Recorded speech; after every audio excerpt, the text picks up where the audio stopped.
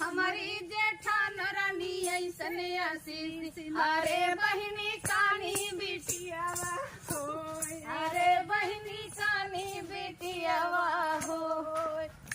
अरे हमारे दुआरे कनिमिया के पेड़ावा हमारे दुआरे कनिमिया के पेड़ावा अरे बहिनी कुलानी मकौड़ी हो